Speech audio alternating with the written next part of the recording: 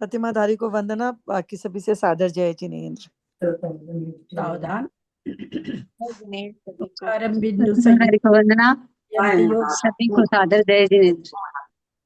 कामदम मोक्षदम चैव ओंकाराय नमो नमः। अविरल शब्द घन होगा प्रक्षाली सकल भूतल कलंका नाम ज्ञानांजन शलाकया चक्षुरुन्मिलितं तस्मै श्री गुरुवे नमः। नमः परम्पराचार्य गुरुभ्यो नमः। सकल कलुष सकल धर्म संबंधकम भव्य जीवन प्रतिबोधकारकम पुण्य प्रकाश पापनाशनदम शास्त्रम श्री आदि पुराण ग्रंथराज नाम है। यह मत्स्य मूल ग्रंथ करता है श्री सर्वज्ञ देवास्तव ग्रंथ करता है श्री गंधर देवा प्रति गंधर देवा तेषाम वचन सारता मासाद्य श्रीमत जिनसे बात करा तो दीदी श्रोता है सावधान रहे। मंगलम भगवान वीरो मंगलम गौतमो गणी मंगलम कुंद कुंदात्यो जैन धर्मोस्तु मंगलम सर्वमंगल मांगल्यम सर्व कल्याण कारकम प्रधानम सर्वधर्माणां जयतु शासनम जैनम जयतु शासनम जैनम जयतु शासनम सरस्वती नमस्तुभ्यं वरदे कामरूपिणी विभं करिष्यामि सिद्धिर्भवतु मे सदा। वात्संग जिनवानी माता की जय। परम मांगलिक ग्रंथ आदि पुराण ग्रंथराज की जय। जिनसे आचार्य की जय। पंडित परवर श्री पन्नालाल जी साहित्यकार की जय। अढ़ाई दीप में विराजमान सभी आचार्य उपाध्याय सर्व साधु के चरणों में नमोस्तु नमोस्तु नमोस्तु। सभी आरिका माता जी के चरणों में वंदामि वंदामि वंदामि। सभी छुल्लक छुल्लिका एलक के चरणों में इच्छामि इच्छामि इच्छामि। सभी प्रतिमाधारी के चरणों में ग्रुप में विराजमान प्रतिमाधारी के चरणों में वंदना वंदना वंदना। रूप में विराजमान पूज्य जनों का सादर चरण स्पर्श सभी से सादर जय जिनेन्द्र। श्रीमते सकल ज्ञान साम्राज्य पद्मी उसे धर्मचक्र वृत्ते भर्त्रे नमः संसार भीमुसे। लो आदिनाथ भगवान की जय। मुनि जी समरी करें। प्रणाम दीदी, सभी को जय जिनेन्द्र। आज आदि पुराण के 45वें पर्व की समरी की जा रही है। 44वें पर्व हमने जयकुमार के द्वारा जो युद्ध की। एक मिनट, ये आज इसमें जो श्लोक बताया 367 पर 45 में तो है नहीं है। 45 वाले पर्व में इतना 367 तो है नहीं श्लोक। गलत आया है, वो गलत आया है। पेज बताएंगे आप मुनि जी? एक मिनट,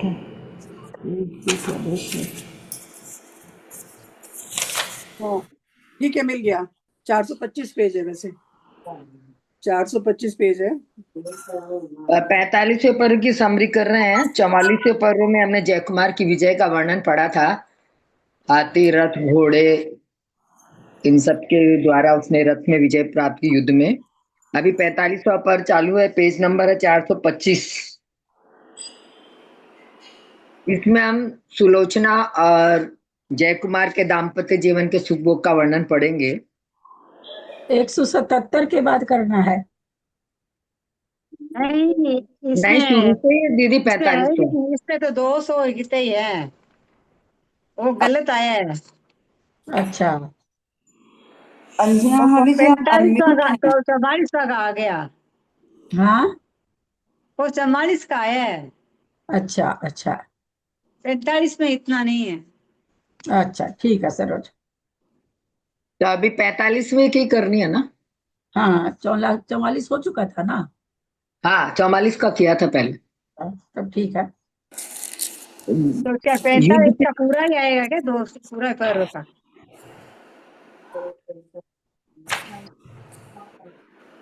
युद्ध से विजय प्राप्त करके राजकुमार जयकुमार जो थे अपने निवास स्थान की ओर चले गए और राजा कंपन जो सुलोचना के पिता थे वो जिनेन्द्र भगवान की स्तुति करने के लिए गए। और जब युद्ध शुरू हुआ था तो सुलोचना ने आहार का त्याग लिया था कि जब तक युद्ध समाप्त नहीं होगा मेरे आहार का त्याग रहेगा। और कायोत्सर्ग से वो मंदिर में खड़ी थी। और उनकी माता सुप्रभा सुलोचना की वो भी उनके साथ थी।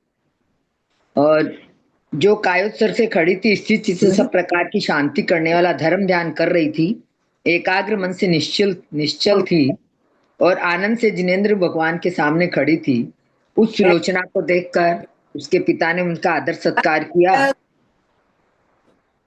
कोई बोल रहा है कुछ? और उसके गुणों की प्रशंसा करके मुनि जी, पिता ने अपने सरोज जी पुत्र से आपका कहा, सरोज जी आपका तो बिल्कुल खुला हुआ है, अंजना जी का भी खुला हुआ है, प्लीज बंद करिए। आपके यहाँ से, सरोज जी के यहाँ से बहुत आवाज आ रही थी। मेरा खुला सरोज आपका भी खुला अब।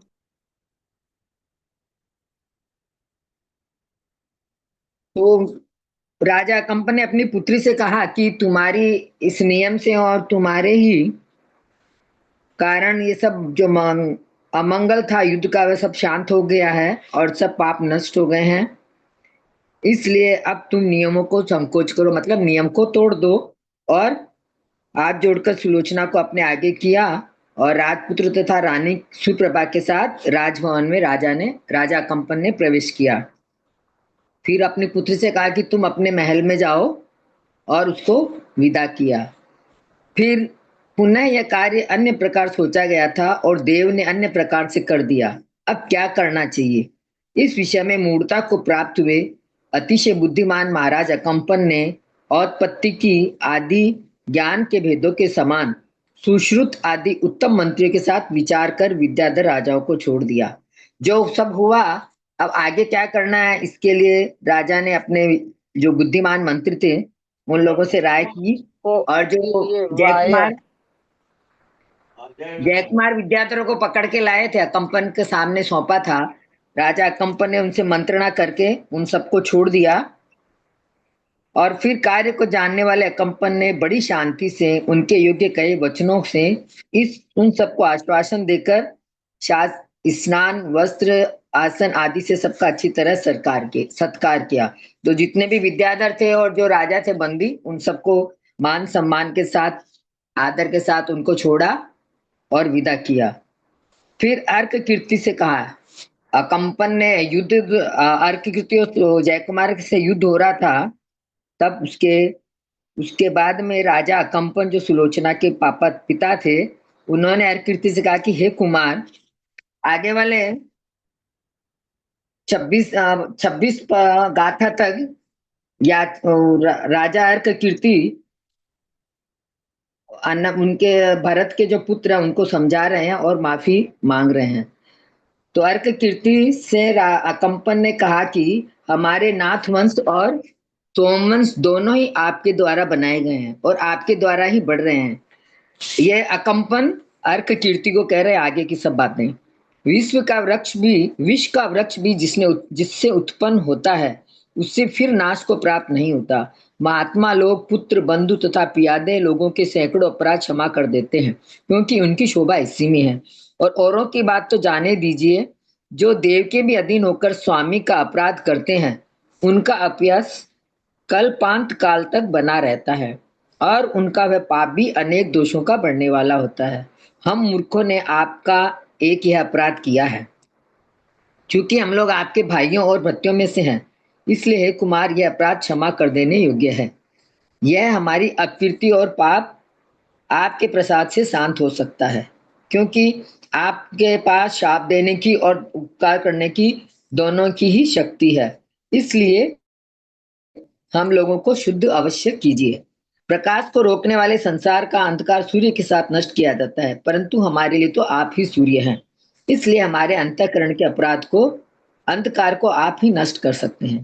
पूर्व जन्म के पाप के कारण हम लोगों से जो आपके विरोध उपस्थित हुआ है, वह मानव पुत्र के लिए माता के दूध का विरोध उपस्थित हुआ। अर्थात जिस प्रकार जो जन्मता हुआ बालक माता के दूध के बगैर नहीं रह सकता, उसी प्रकार आप अगर हमारे अनुकूल रहेंगे तो हम जीवित नहीं रह पाएंगे। इसलिए आप हमें क्षमा करें, ऐसा बोल रहे हैं। समस्त पृथ्वी आनंदित करने वाला बादल यदि कदाचित किसी एक पर वज्र पटक देता है तो उसमें बादल का कोई दोष नहीं है, किंतु जिस पर पड़ा है उसी के अशुभ कर्म का उदय होता है। चढ़ना कठिन होने से जिस प्रकार घोड़ा किसी को गिरा देता है और उसी प्रकार जयकुमार ने आपको गिरा दिया है, परंतु वह तो आपका सेवक ही है, इसमें बुरा मानने की कोई बात नहीं है। आप दोनों के बीच में जो युद्ध के कारण ये हुआ, उसमें उनका दोष नहीं है ना आपका दोष है, यह तो अपने आप ही हो गया। सुलोचना, यह कितनी सी बात है, हमारा जो सर्वस्व है वह आपका ही है। यदि आप पहले ही रोक देते तो स्वयंवर ही क्यों था? अगर आपके मन में यही था, उसको बोल रहे हैं कीर्ति को, कि अगर आपका ऐसा ही था तो हमें बोलते तो हम स्वयंवर ही नहीं रचते।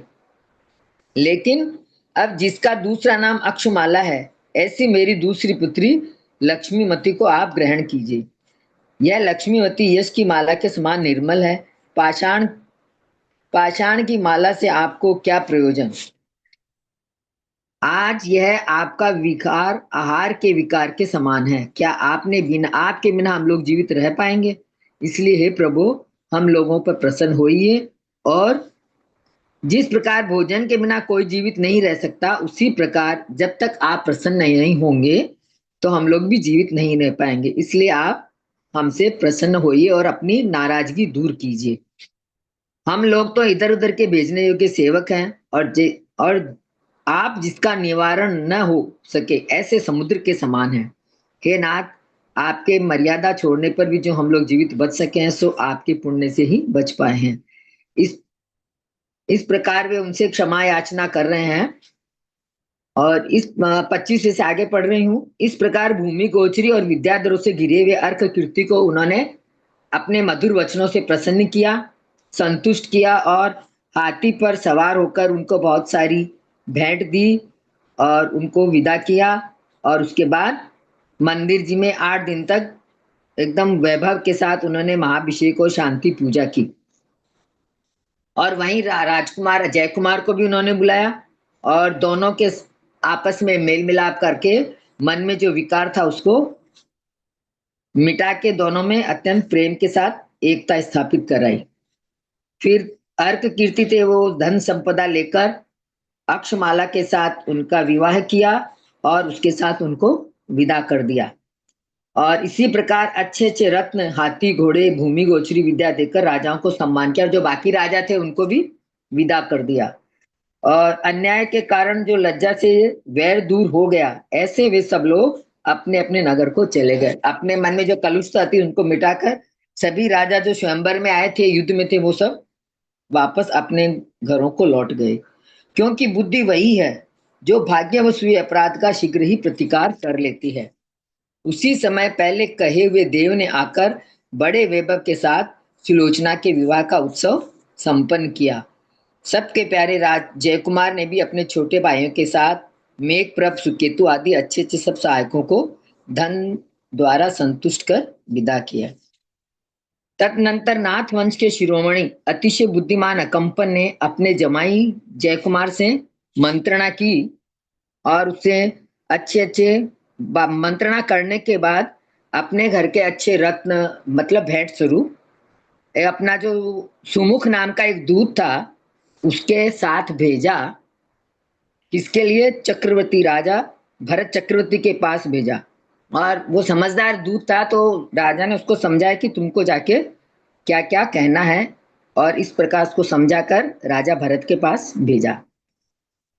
वह दूत शीघ्र ही राजा के भरत चक्रवर्ती के पास गया और साष्टांग प्रणाम कर हाथ जोड़कर अपने साथ जो भेंट लाया था वो राजा भरत को दिया, और उससे कहा कि जो बात राजा अकंपन ने उनसे कही थी वह राजा भरत चक्रवर्ती को बता रहे हैं दूत, कि राजा ये कह रहे हैं कि उनकी एक सुलोचना नाम की पुत्री थी, वो मैंने स्वयंवर विधि से आपने ही जिसकी लक्ष्मी तथा शोभा बढ़ाई है, ऐसी जयकुमार के लिए दी थी।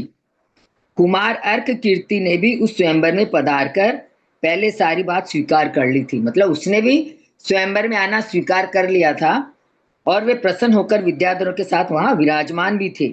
लेकिन जिस प्रकार कोई दुष्ट शुभ ग्रह के साथ ठहर कर उसे भी दुष्ट कर देता है, उसी प्रकार किसी ने जबरदस्ती हम लोगों पर व्यर्थ ही क्रोधित करने के लिए उनको भड़का दिया। और उसके बाद जो कुछ समाचार हुआ वो आपको सब विदित ही है, क्योंकि आप तो स्वयं अवधि ज्ञानी, इसलिए आपसे कुछ छुपा हुआ नहीं है। और आपका जो पुत्र है वह भी अभी बालक है, उनका भी इसमें कोई दोष नहीं है। प्रमाद करने वाले केवल हम लोग ही हैं, उसमें सदोष हैं। तुम इस कन्या को ग्रहण करो, ऐसा कहकर मैंने जयकुमार के लिए नहीं दी है। मैंने अपनी मर्जी से उसको नहीं दी, तब फिर भी देवता लोग कुपित हो गए। उसमें देवताओं का नहीं, किंतु आराधना करने वालों का ही दोष समझा जाता है। ये सब वंश मेरे ही बनाए हुए हैं, मेरे ही बढ़ाए हुए हैं, मेरे ही भाई बंधु हैं, इसलिए इनका निग्रह कैसे कर सकता हूं? ऐसा आप मत मानिए, क्योंकि यदि आपका पुत्र भी दोषी हो तो आप उसको भी दंड देते। इस न्याय का प्रारंभ आपके द्वारा ही हुआ है। इसलिए हे प्रभु, ये राजा अकंपन के मन की बात है और दूत प्रेषित कर रहा उनके सामने। इसलिए हे प्रभु, आज्ञा दीजिए कि इस अपराध के लिए हम लोगों को तीनों प्रकार के दंड में से कौन सा दंड मिलना चाहिए? क्या फांसी, क्या शरीर का क्लेश, अथवा क्या धनहरण कर लेना है? हे देव, आपकी आज्ञा का पालन करने से ही हम लोग इस लोक तथा परलोक में अत्यंत धन्य हो सकेंगे। इसलिए हमारे अपराध के अनुसार हमको दंड दीजिए।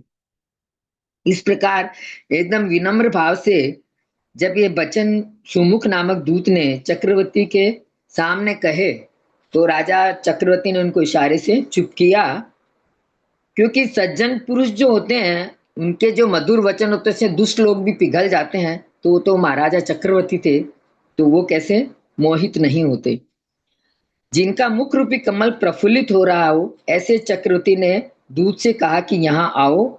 इस प्रकार प्रसन्नता के वचनों से दूत को अपने पास सिंहासन में बिठाया और कहा कि दोनों का ही बड़प्पन है। राजा कीर्ति का भी बड़प्पन था और राजा भरत चक्रवर्ती का भी बड़प्पन देखिए। महाराजा कंपन ने इस प्रकार कहकर आपको क्यों भेजा? वे तो हमारे पिता के तुल्य हैं और हमारे सबसे ज्येष्ठ हैं। गृहस्थाश्रम में तो मेरे वे ही पूज्य हैं, उन्हीं से मैं भाई बंधु वाला हूँ। और की क्या बात, अन्याय मार्ग में प्रवृत्त करने पर वे मुझे भी रोकने वाले हैं। इस युग में मोक्ष मार्ग चलाने के लिए जिस प्रकार भगवान वृषभ देव गुरु थे, मोक्ष मार्ग चलाने के लिए कौन था? वृषभ देव गुरु। दान की परंपरा चलाने के लिए राजा श्रेयांश गुरु, और चक्रवर्तियों की वृत्ति चलाने में मैं मुख्य हूं, मतलब राजा भरत। उसी प्रकार स्वयंवर की विधि चलाने के लिए वे ही गुरु हैं।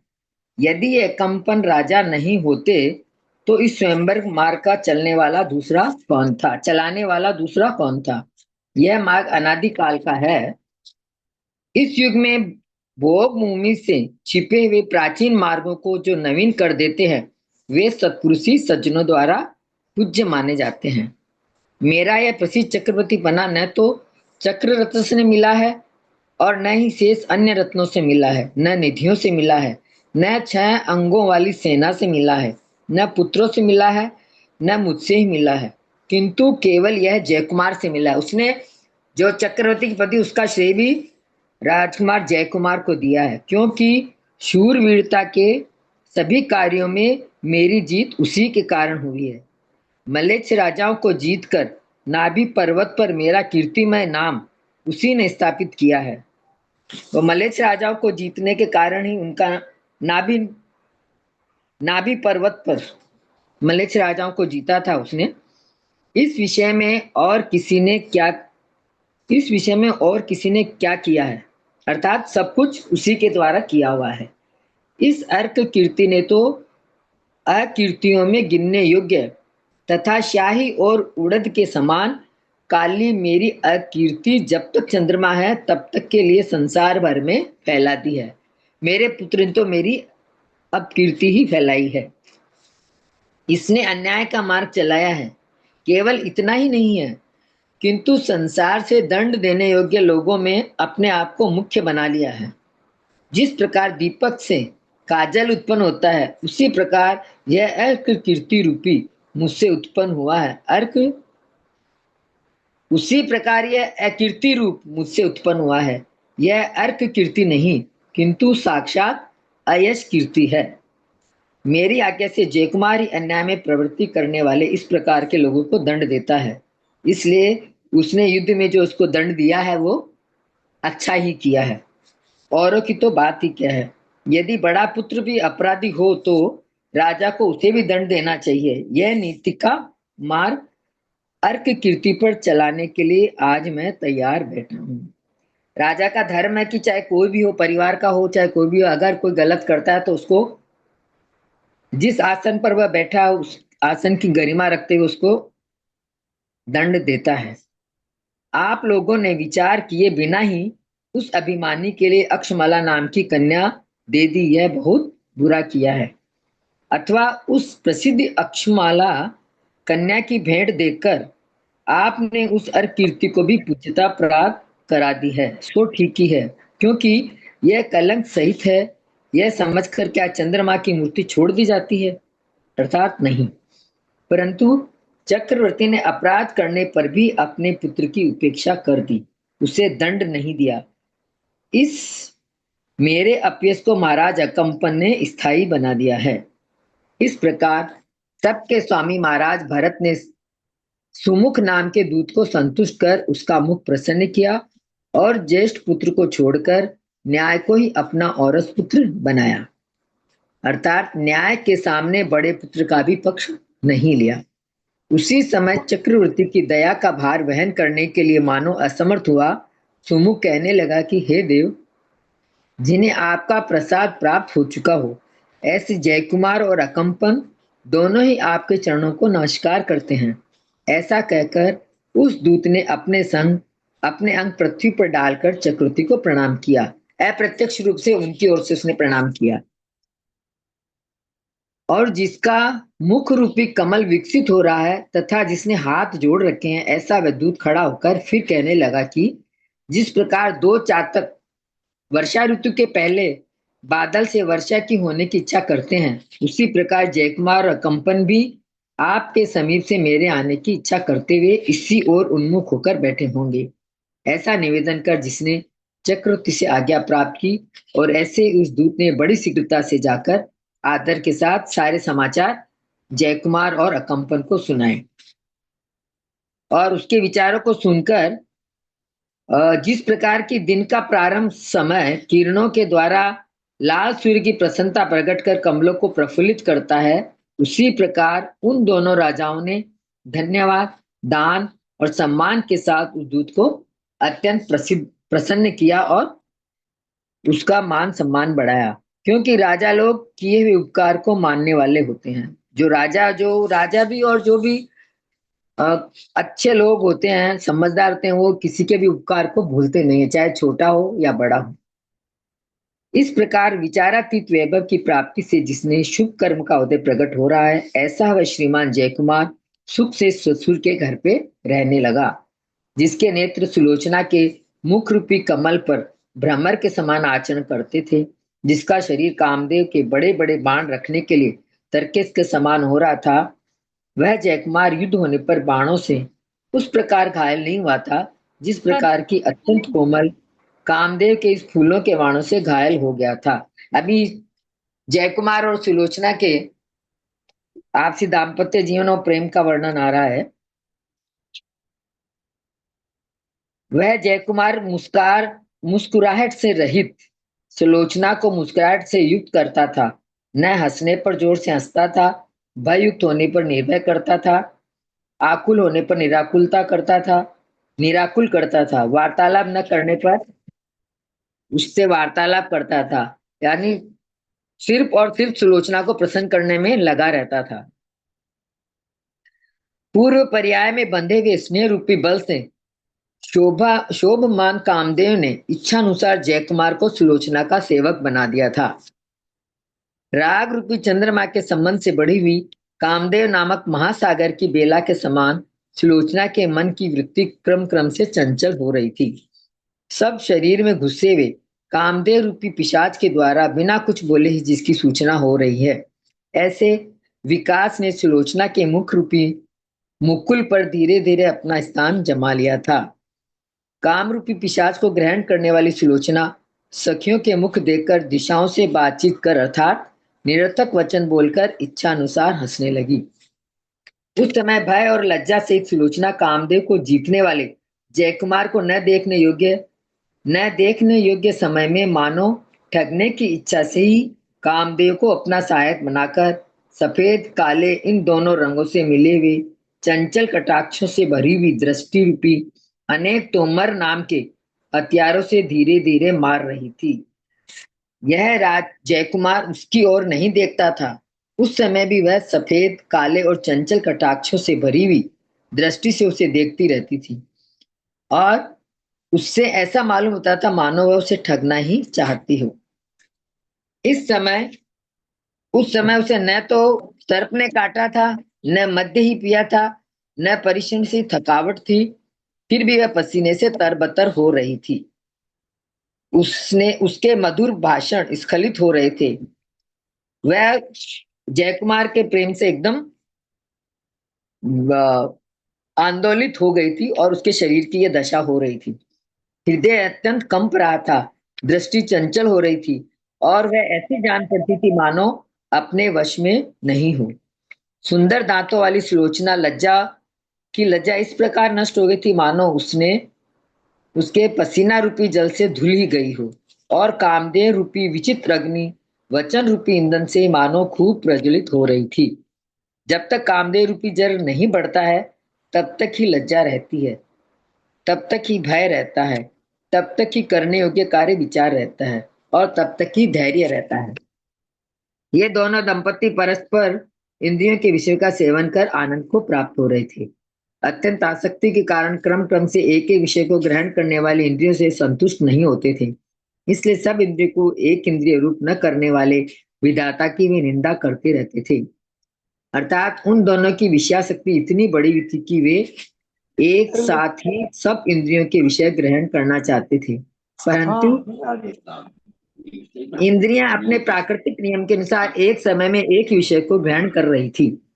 अतः वे असंतुष्ट होकर सब इंद्रियों को एक इंद्रिय रूप न बनाने वाले नाम कर्म रूपी ब्रह्मा की सदा निंदा कर रहे थे। उन दोनों ने सब साधारण लोगों को मिलाने वाले परस्पर सुख को छोड़कर आत्मा का वह उत्कृष्ट सुख प्राप्त किया था जो कि अन्य छोटे मोटे लोगों को प्राप्त नहीं होता था। जिनके भावों का अंत आ चुका था, ऐसे इधर एक साथ उत्पन्न अपनी क्रियाओं के उद्रेक से उत्पन्न होने वाले एक सुख को छोड़कर और कुछ नहीं जानते थे।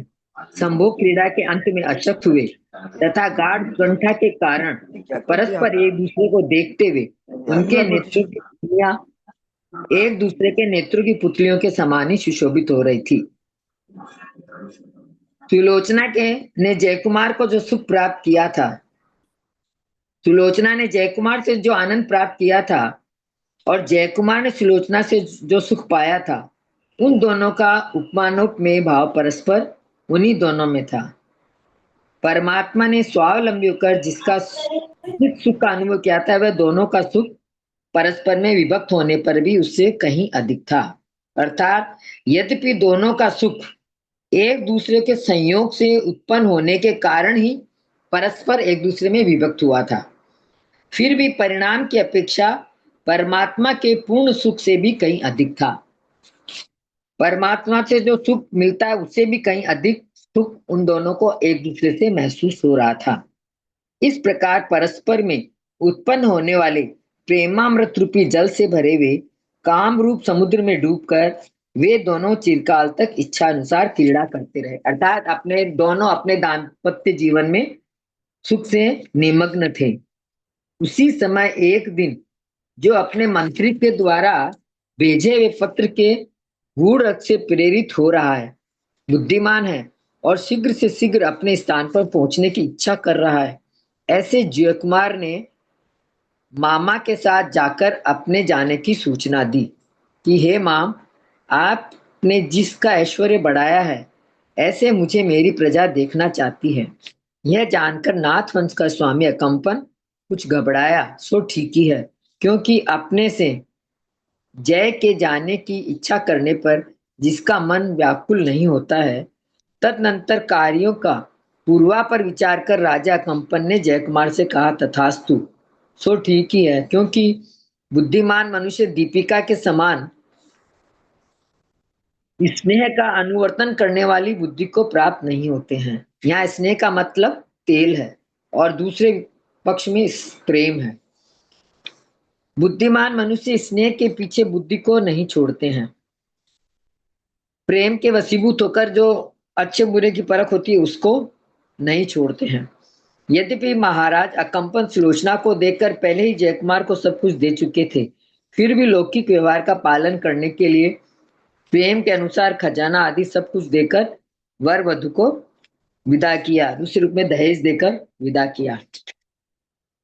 सब मनुष्यों में श्रेष्ठ महाराज अकंपन अपनी पत्नी से कुछ दूर तक स्वयं उसके साथ गए, फिर किसी तरह छोड़कर शोक करते हुए वहां से वापस लौट गए और अपनी बेटी को विदा किया, क्योंकि संतान का वियोग बड़े दुख से सहा जाता है। जयकुमार भी सुलोचना सहित विजयार्थ नाम के हाथी पर सवार होकर अन्य अन्य हाथियों पर बैठे हुए विजय आदि अपने सब छोटे भाइयों, एक भाई का नाम लिखा है खाली विजय, बाकी सब है, सब छोटे भाइयों तथा लघु सहोदरों से युक्त हेमांगत कुमार के साथ बड़े उत्सव से मार्ग में कहने योग्य हंसी विनोद। दीदी यहाँ पे सहोदर जो कजन होते हैं उनको बोला है क्या?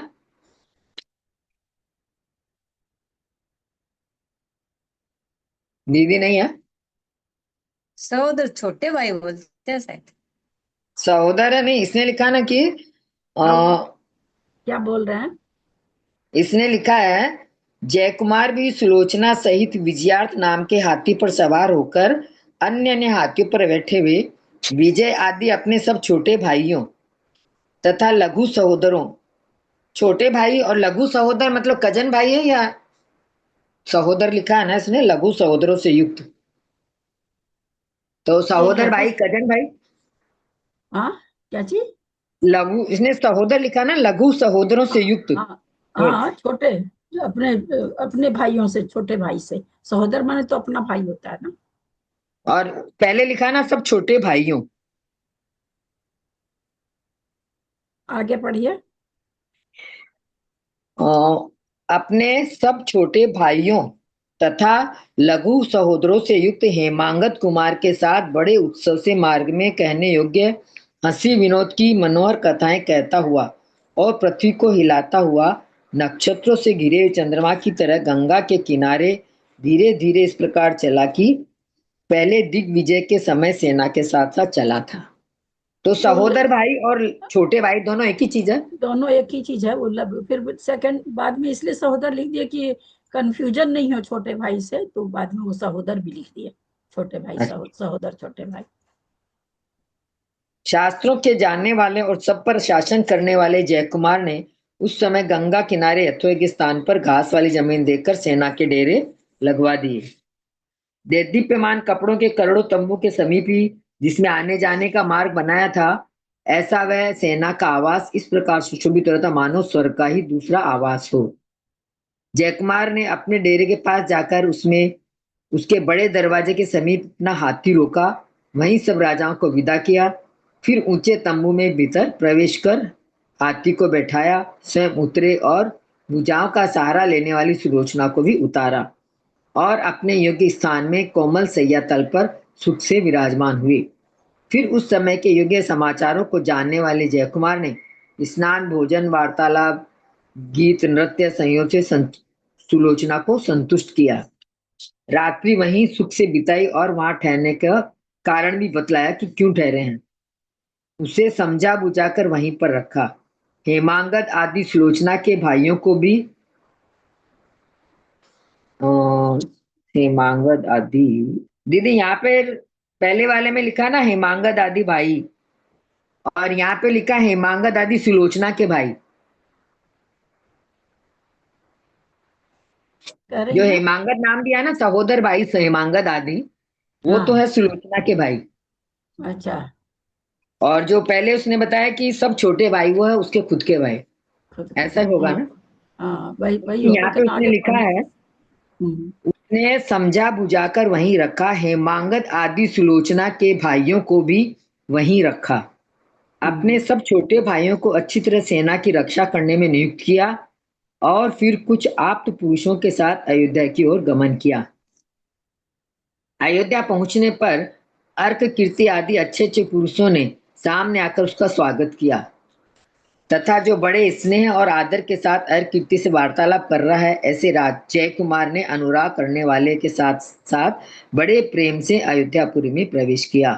पहले जिनकी अनबन हुई थी तो दोनों को दोस्ती करा दी थी सुलोचना के पिता ने, वही अब उनके सामने उनका स्वागत करने के लिए आए और अयोध्यापुरी में प्रवेश किया, क्योंकि अन्य ऐसे पुरुष कौन है जो राजमान्य पुरुष की पूजा न करे। जिस प्रकार इंद्र समोचरण के बाह्य दरवाजे पर पहुंचकर हाथी से उतरता है, उसी प्रकार जय कुमार भी राजभवन के बाह्य दरवाजे पर हाथी से उतरे और सभागृह में पहुंचे। उस सभागृह की जमीन मणियों से जड़ी हुई थी। उसके मध्य में एक रत्न मंडप था और देदीप्यमान रत्नों से जड़े हुए खंभों से भरा हुआ था। उस सभा मंडप की शोभा का वर्णन कर रहे हैं। अनेक प्रकार के रेशमी वस्त्र तने हुए थे, चंदवे सुशोभित थे, मणि मोतियों से लंबे लंबे वो फानुस झाड़ लगे हुए थे और बहुमूल्य रत्नों की कांति के जाल से व्याप्त था। इस प्रकार जिस प्रकार उदयाचल पर सूर्य सुशोभित होता है, उसी प्रकार उस रत्न मंडप में ऊंचे सिंहासन पर बैठे हुए महाराज भरत सुशोभित हो रहे थे। जिस प्रकार ज्योतिषी देवों के समूह से चंद्रमा सुशोभित होता है, उसी प्रकार महाराज भरत भी अनेक राजाओं से सुशोभित हो रहे थे। उन पर अपनी कीर्ति के समान निर्मल चमर झुलाए जा रहे थे। इंद्र धनुष के समान अनेक प्रकार के आभरणों की कांति से वेष्टित थे, अतः वैसे जान पड़ते थे मानो कांति से ही उनका शरीर बनाया गया हो। और चारों प्रकार के आयु, नाम, गोत्र और साता वेदनीय पुण्य से पूज्य थे।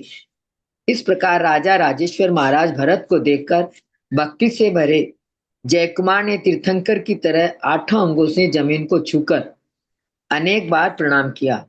महाराजा भरत ने भी हाथ फैलाकर उसका सम्मान किया तथा अपने हाथ से बतलाए हुए अपने निकटवर्ती आसन पर बैठाकर प्रसन्न दृष्टि से अलंकृत किया। मतलब उसको बिठाकर अपनी प्रसन्न दृष्टि उस पर डालकर उसको अलंकृत किया। इस प्रकार संतुष्ट हुआ जयकुमार सभा के बीच एक विलक्षण तेज से युक्त बहुत अधिक सुशोभित हो रहा था। तदनंतर महाराज भरत अपने प्रसन्न मुख रूपी चंद्रमा से निकलते हुए और सबको आनंदित करने वाले वचन रूपी किरणों से सबको प्रसन्न किया और इस प्रकार कहा कि क्यों राजकुमार, तुम बहू को क्यों नहीं लाए? हम तो उसे देखने के लिए बड़े उत्सुक थे। इस नवीन विवाह के उत्सव में तुमने हम लोगों को क्यों नहीं बुलाया? राजा चक्रवर्ती तो भी कितना आमोद प्रमोद कर रहे हैं, परंतु तुम यह सब भूल गए।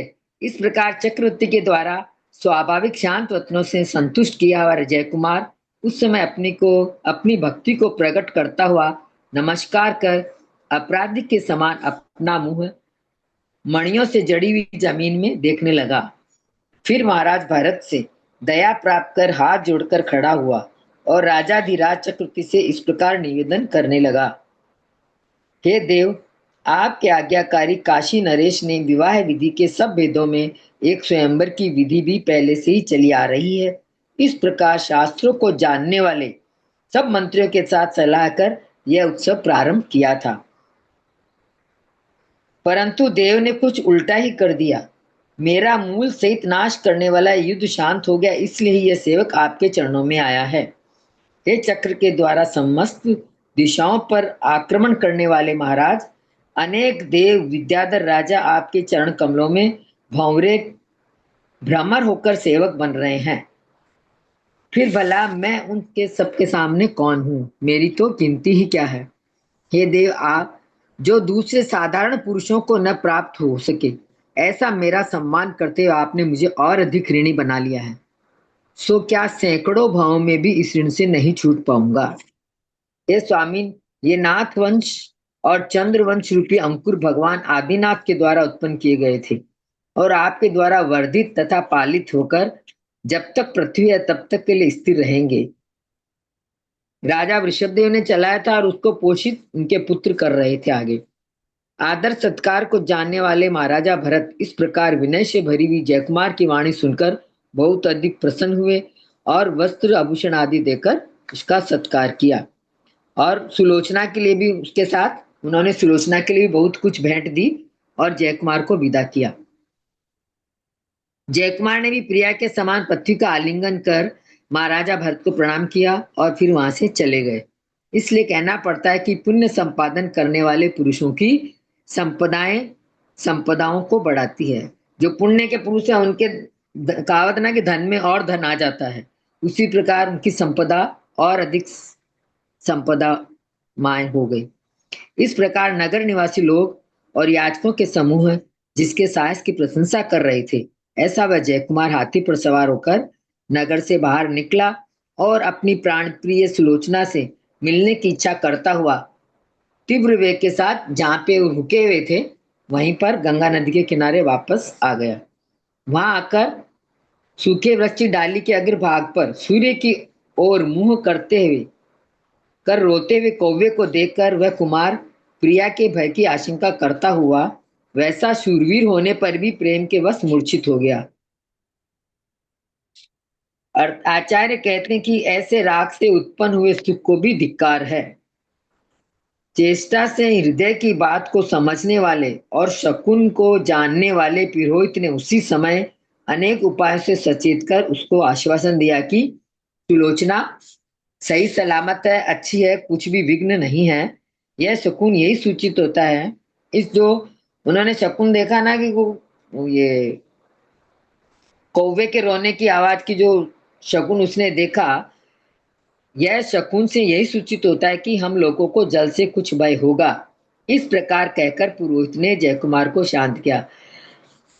उस पुरोहित के वचनों को प्राणों का सहारा मानकर वह जयकुमार शीघ्र ही आगे चला और भूल से उसने अघाट में ही हाथी चला दिया।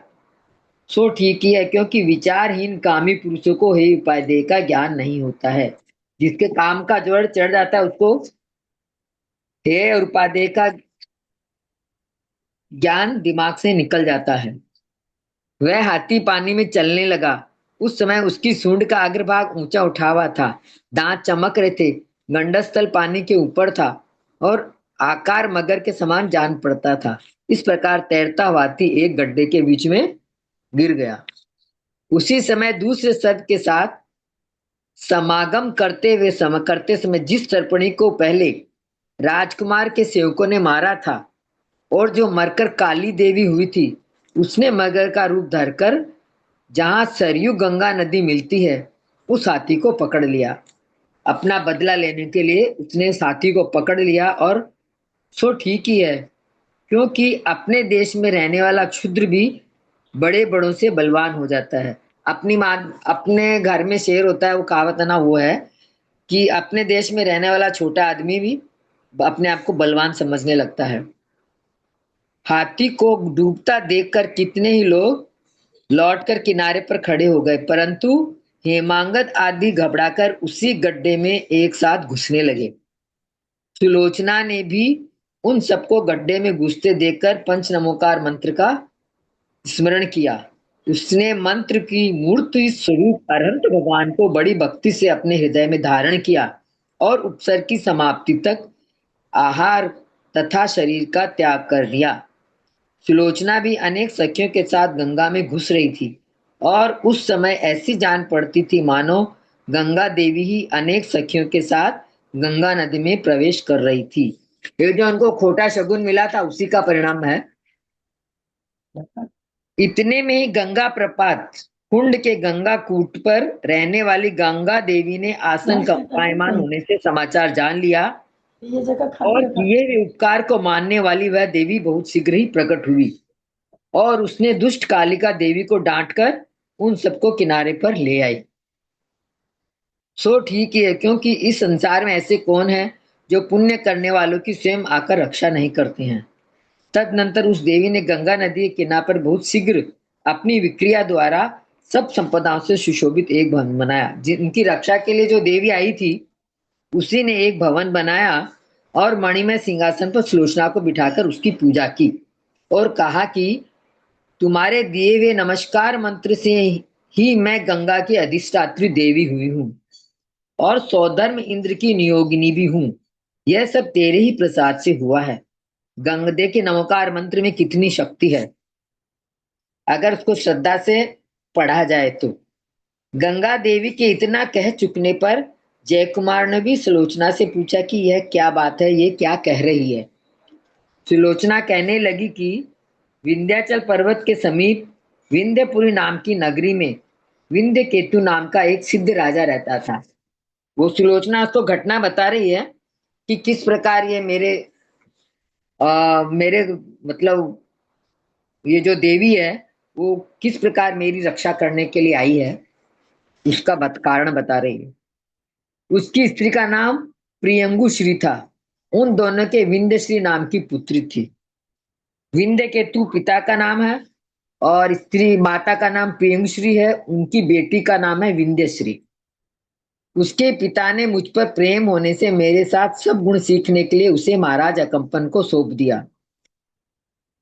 वह विंध्यश्री किसी एक दिन उपवन में क्रीड़ा कर रही थी। वहीं पर उसे किसी सांप ने काट लिया, जिससे मेरे द्वारा दिए हुए पंच नमस्कार मंत्र का चिंतन करती हुई वह मरकर देवी हुई और मुझ पर स्नेह के कारण यहाँ आई है। उसके दिए हुए नमोकार मंत्र से ही वो स्वर्ग में देवी हुई। यह जानकर जयकुमार ने संतुष्ट चित्त हो शांतिमय वचन कहकर गंगा देवी को विदा किया।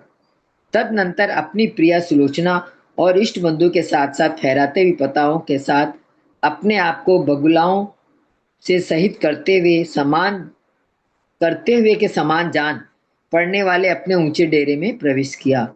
बड़े बड़े स्नेह से महाराज भरत के कहे वचन सबको सुनाए। उनकी दी हुई भेंट सबको अलग अलग दी और सुलोचना को अत्यंत प्रसन्न किया। वह रात्रि वहीं बिताई और सवेरे होते ही वहां से उठकर भोजन के लिए सूर्य समान समस्त दिशाओं को प्रकाशित करता हुआ वह कुरुवंशियों का प्यारा राजकुमार जयकुमार कुरुवंशी था। सुलोचना के प्रेम से गंगा नदी के किनारे किनारे चलने लगा।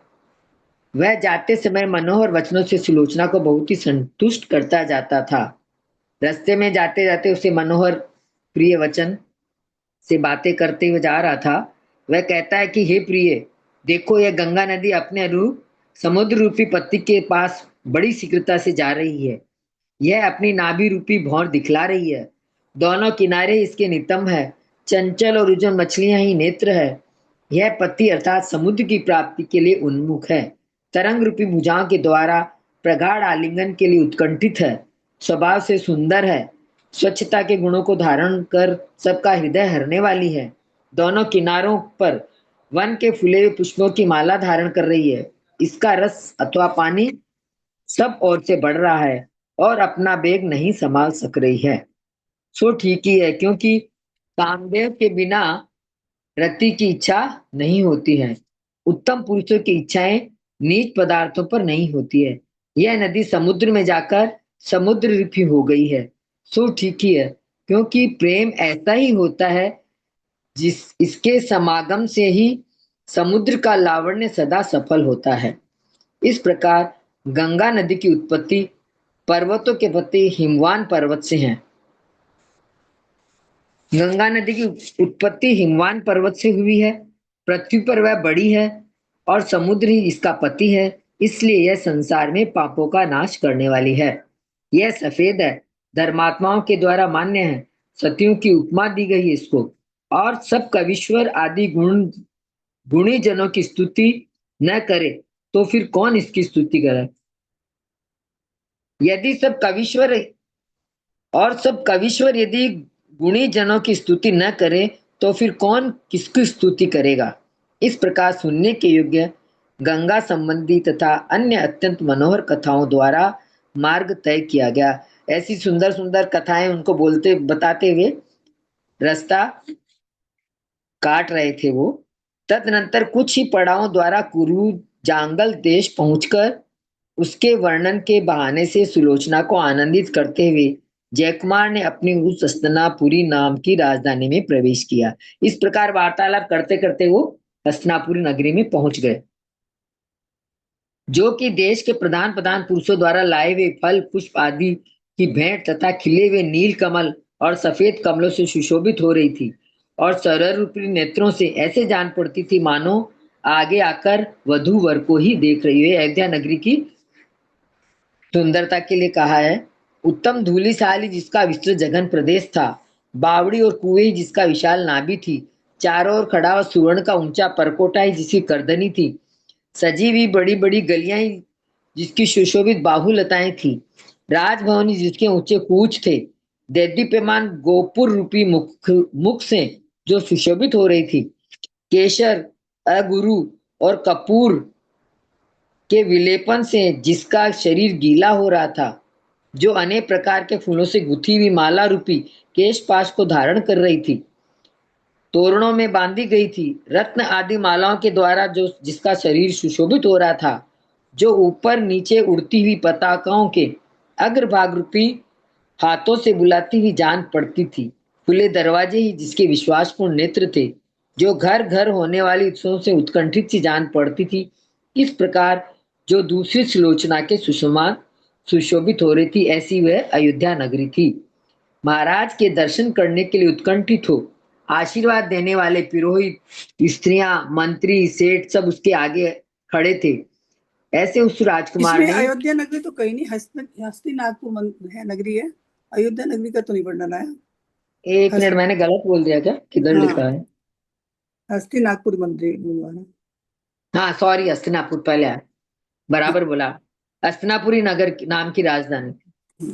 सॉरी, अयोध्या नहीं, कोई बात गलत नहीं, बोल गया। कोई बात नहीं। मंत्री मंत्री और ऐसे उस जयकुमार ने तुरही आदि मांगलिक बाजों के शब्दों के साथ साथ दूसरे इंद्र के समान उस हस्तिनापुरी नगरी में प्रवेश कर अनेक प्रकार की विभूति से बहुत भारी आनंद देने वाले उस नगरी के हृदय के समान अपने राजभवन में अपनी पत्नी, अपनी प्रिया सुलोचना के साथ आनंद के साथ उसमें निवास करने लगा। दीदी पूरा पढ़ना है। 180 हुआ है, 178। तदनंतर बड़े भारी अभ्युदय को धारण करने वाले महाराज जयकुमार ने शुद्ध तिथि, शुद्ध नक्षत्र आदि 5 बातों से निर्दोष लग्न में बड़ा भारी उत्सव कराकर सबको संतुष्ट किया। अपने नगर में आने के बाद उन्हें बहुत बड़ा उत्सव किया और सबको प्रसन्न किया। इस पर्व का पूरा का ही पेपर आएगा क्या? कितना है? बहुत बड़ा है। तो 1 मिनट देखती हूँ कितना। 219 है। और हाँ 219 है। 219 ही है, हाँ तो छोटा ही है। थोड़ा थोड़ा स्पीड कर लीजिए। हाँ हाँ। और सबको उत्सव किया। तदनंतर अभ्युदय कारण महाराज जयकुमार ने अच्छे लग्न के संतुष्ट किया, अपना हस्तिनापुरी नगरी में उत्सव कराकर सबको संतुष्ट किया।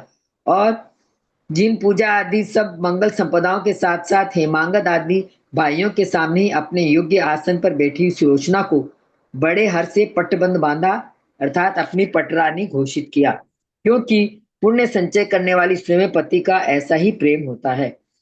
उसके बाद राज जयकुमार ने आगे बढ़कर पाहुनों से योग्य सब प्रकार के भोग, नृत्य, संगीत, सुख देने वाली आदि क्रियाओं से हेमांगद और उनके भाइयों की सेवा की। कुछ दिन तक उन्हें बड़े सुख से रखा, अपने सालों के लिए बोल रहा है।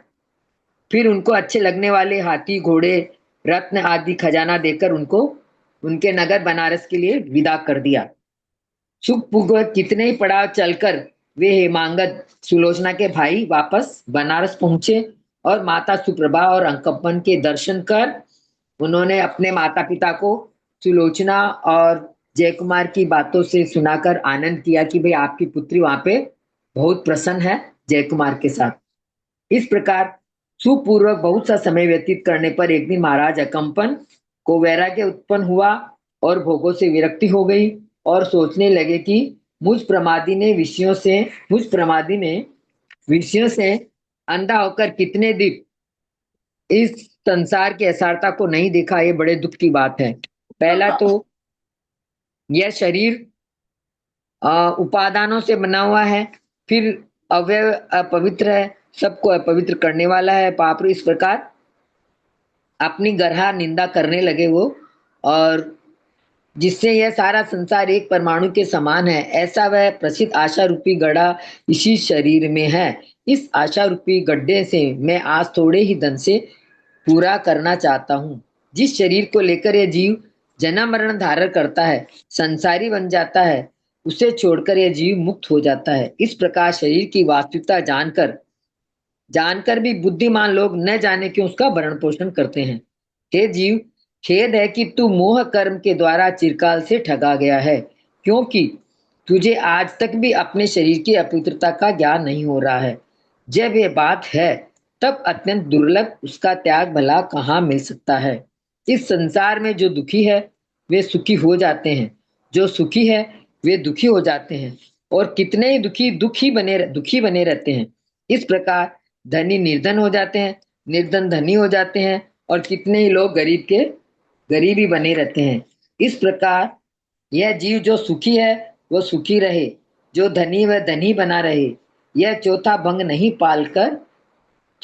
नहीं पाकर केवल ऊपर कहे हुए 3 तरह के भंगों से ही संसार रूपी समुद्र में चिलकार भ्रमण करता रहता है। यह पुरुष जिस स्त्री को चाहता है वह स्त्री किसी दूसरे पुरुष को चाहती है, जिसको वह चाहती है वह भी किसी अन्य स्त्री को चाहता है। इस प्रकार यह इष्ट अनिष्ट की परंपरा बहुत दुख देने वाली है। जो इष्ट है वह अनिष्ट हो जाता है, और जो अनिष्ट है वह इष्ट हो जाता है। इस प्रकार संसार में सुख और दुख, इष्ट और अनिष्ट की स्थिति नियमित नहीं रहती है। आज का पुरुष अगले जन्म में स्त्री हो सकता है, स्त्री नपुंसक हो सकती है, और नपुंसक स्त्री हो सकता है। वही स्त्री फिर पुरुष हो सकती है, और वह पुरुष फिर नपुंसक हो सकता है। यह नपुंसक पुरुष फिर पुरुष हो सकता है। इस प्रकार चक्र में बड़ा टेढ़ा संक्रमण करना पड़ता है इस संसार में। इसलिए जिनेंद्र देव के कहे हुए वचनों का चिंतन कर मैं अवश्य ही इस संसार का अंत करूंगा। यह सब सोचकर राजा अकंपन को वैराग्य उत्पन्न होता है, और वे चिंतन कर रहे हैं।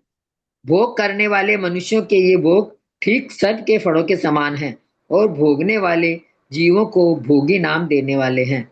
तथा इतना सब होने पर भी उन भोगों में से एक भी भोग हमारा नहीं है। यह तय है कि जितने भी भोग है कोई भी साथ जाने वाला नहीं है, और कोई भी हमारा नहीं है। जिसका भोग किया जाता है उसे उपभोग कहते हैं, और अथवा उपभोग किया जाना भोग कहलाता है। ये दोनों प्रकार के भोग नरक में भी हैं, इसलिए उन भोगों में क्या प्रेम करना। जिस प्रकार औषध से पेट की अग्नि प्रदीप्त हो जाती है, उसी प्रकार इन भोगों से भी तृष्णा रूपी अग्नि और अधिक प्रज्वलित हो जाती है। अतः इन भोगों से बढ़ी हुई तृष्णा रूपी अग्नि को शांति के लिए कोई दूसरा ही उपाय सोचना पड़ेगा। इस प्रकार तृष्णा रूपी विष को उगल देने वाले बुद्धिमान राजा कंप ने शीघ्र ही हेमांगत को बुलाया, पंच परमेष्टि की पूजा की, और उसने हेमांगत को अपना राज्य सौंपा, और राजा वृषभदेव के साथ पास जाकर अपनी रानी और अनेक राजाओं के साथ दीक्षा ग्रहण की, और अनुक्रम से श्रेणी चढ़कर केवल ज्ञान को प्राप्त किया राजा अकंपन ने। तथानंतर अन्य जन्म से आए हुए बहुत भारी स्नेह से भरा हुआ जयकुमार खुले नील कमलों के समान सुशोभित होने वाले अपने नेत्रों से सुलोचना के मुख रूपी चंद्रमा से झरते अमृत को पीता था। सुलोचना के वचन और गीता रूपी रसायन को अपने कान रूपी पात्रों से भरता था, और इस प्रकार सुलोचना के द्वारा अपनी इंद्रियों को और अपने चक्षुओं को संतुष्ट कर रहा था। मतलब सुलोचना के साथ आनंद को प्राप्त हो रहा था। 211 से आगे, चूंकि प्रमाण काल और भाव से इन दोनों के प्रेम में समानता थी, इसलिए ही वे दोनों संभोग श्रृंगार रूपी समुद्र के अंत तक पहुंच गए। खूब बड़े वे प्रेम से जिसने विलेपन आदि छोड़ दिया, ऐसा वह जयकुमार सुलोचना की सब इंद्रियों का विषय रहता था, और सुलोचना भी जयकुमार के हित करने वाले विषयों में तत्पर रहती थी। इस प्रकार दोनों एक दूसरे से आपस में प्रीति करते हुए सुख का उपभोग कर रहे थे। अलग अलग उत्पन्न हुए परिणामों से खूब मिले हुए उन दोनों ने अपने मन में कामदेव का सुख नहीं पाया था, किंतु इंद्रियों से उत्पन्न हुए उन सुखों से उनके मन प्रीति को अवश्य प्राप्त हुए थे। सो ठीक ही है, क्योंकि दूसरे के द्वारा उत्पन्न हुआ सुख क्या कहीं उत्तम तृप्ति के लिए हो सकता है। अपने स्वाच्छोश्वास के उत्पन्न हुए शीतल सुगंधित और मंद पवन से, कोमल और मधुर वचनों से, स्वाद लेने योग्य अधर आदि प्रदेशों से और कोमलता की एक खान स्वरूप सुंदर शरीर रूपी लता से वे दोनों अपनी इंद्रियों को समझ सुख पहुंचाते थे। जिसने कमल का सार भाग हरण कर लिया था, जो प्रिय दास के समान आचरण करता है, निरंतर संभोग का साधन रहता है, झरोखे के मार्ग से आता है और अत्यंत शीतल सुगंधित और शीतल है, ऐसे पवन से वे दोनों ही संभोग के साथ उत्पन्न हुए पसीना सूखने का सुख प्राप्त करते थे। जयकुमार की प्रवृत्ति सुलोचना के अनुकूल थी और सुलोचना की प्रवृत्ति जयकुमार के अनुकूल थी। दोनों एक दूसरे के अनुकूल चलते थे। उन दोनों का परस्पर एक दूसरे के अनुकूल रहना ही उनके रतिजन्य संतोष का कारण था। दोनों एक पति पत्नी एक दूसरे के अनुकूल चलते हैं, तभी दाम्पत्य जीवन निर्विघ्न और संतोषपूर्वक आनंद से चलता है। उनके रतिजन्य संतोष का कारण था, जो चिंतन में न आ सके ऐसा प्रेम उन्हीं दंपतियों में पूर्णता को प्राप्त हुआ था। इन्हीं के साता वेदने का अंतिम उदय था और यही सब इनके जन्म लेने का फल था। बुद्धिमान कामदेव संभोग चेष्टाओं के समय जयकुमार का शिष्य बन गया था और रति सुलोचना की शिष्या बन गई थी। सो ठीक ही है, क्योंकि मनुष्य यदि व्यर्थ का अभिमान न हो तो ऐसा कौन है जो अपने इष्ट पदार्थ की सिद्धि के विषयभूत अधिक गुणों से गुण वाले पुरुषों के साथ अभिमान करे। बहुत इस प्रकार शरीर से उत्पन्न हुए सुखों का अनुभव कर चिरकाल तक रमण करने पर भी वे दोनों इच्छाओं की अंतिम अवधि को प्राप्त नहीं थे। उनकी इच्छा पूर्ण नहीं हुई थी। इसलिए कहना पड़ता है कि इष्ट विषयों से उत्पन्न हुए सुख को भी धिक्कार है। हे पंडितों, तुम उसी सुख के लिए प्रयत्न करो जो कि संसार के सब विषयों से अतीत है।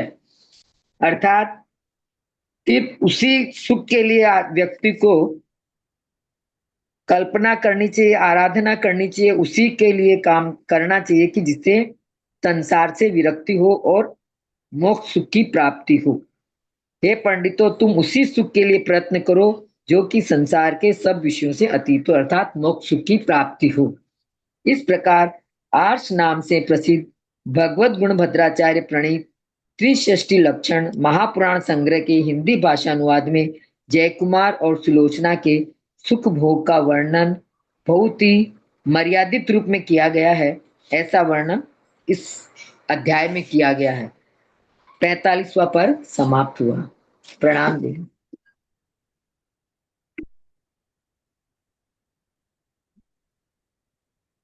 जी बहुत लंबा बोले आप पूरा। धन्यवाद आपको। एक सांस पढ़ना पड़ता है। हाँ बहुत इतना एक साथ बड़ा इतना लंबा। लेकिन शास्त्रों में भी कामकार सबका वर्णन है, लेकिन एकदम मर्यादित भाषा में और बहुत ही सुंदर रूप से चित्रण किया गया। अच्छा, इसमें खाने पीने का कुछ भी नहीं आता है, खाली सुंदरता, कामकार, युद्ध, लड़ाई, यही सब है। जो कि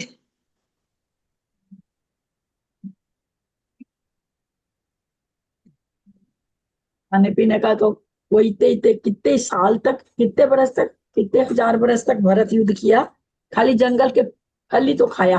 क्या खाया वो? हाँ नहीं तो बोलती ना। आया था ना उस समय भरत का जब जा रहा था, जब मतलब युद्ध करने, जो कई महीना तक गया सबको जीतने, चक्रवर्ती बने सब चक्रवर्ती का। हाँ तो आया था ना जगह जगह। चक्र 6 का राज जीतने गए थे ना उस टाइम। कैसे बाप रे, इतना इतना दिन तक जंगलों में रहना, जंगल का ही खाना। चलिए जिनवाने स्तुति करिए।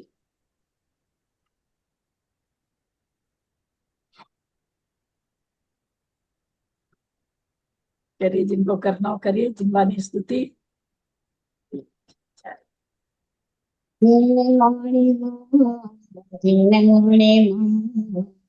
जयवंतो मारी जिनवाणी मां, शुद्धात्म का ज्ञान कराती, चिदानंद रस पान कराती, कुंद कुंद सा भेंट कराती, आत्मख्याति का बोध कराती जिनवाणी माँ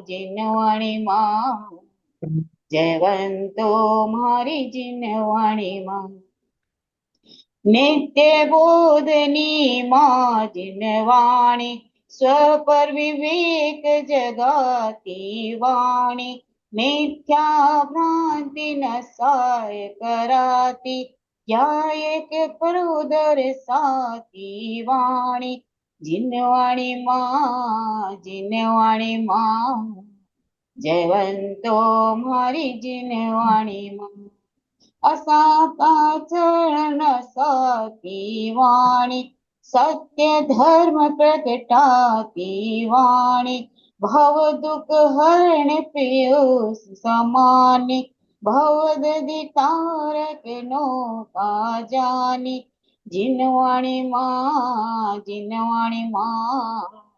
जयवंतो मारी जिनवाणी माँ जो हित चाओ भवि जन प्राणी पढ़ो सुनो ध्याओ जिनवाणी स्वात्म भूमि से करो प्रभानी शिवपथ को है यही निशानी जिनवाणी माँ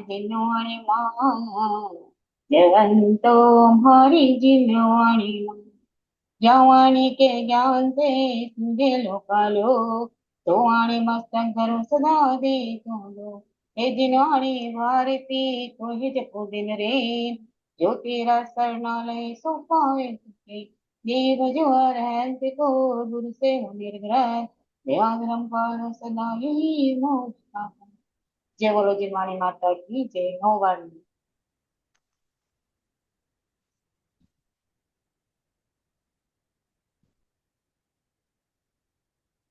जिनवाणी माता की जय। आज हम लोग का परीक्षा है।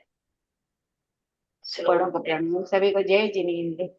128 बड़ों को सादर प्रणाम, सबको जय जिनेन्द्र। अंजना जी को वंदना। दीदी को चरण स्पर्श, बाकी सबको सादर जय। सादर जय जिनेन्द्र। अंजना जी को वंदना। सभी बड़ों को सादर चरण स्पर्श, सभी को सादर जय जिनेन्द्र। सभी को प्रणाम, पिता को भाई को जय वंदना, जिनेन्द्र। बाकी को जय जिनेन्द्र। सादर जय जिनेन्द्र। सबको जय। 107 समस्त निर्मल पूर्ण स्वरूप तथा अंजना जी को वंदना, बड़ों को प्रणाम, सभी को सादर जय जिनेन्द्र। और उत्कृष्ट आत्मा से प्रीति कराने वाले तथा जिसके होते इसी प्रकार का कर्तव्य बाकी नहीं रहता, ऐसे स्वस्थता को मैं नमस्कार करता हूँ। जिसके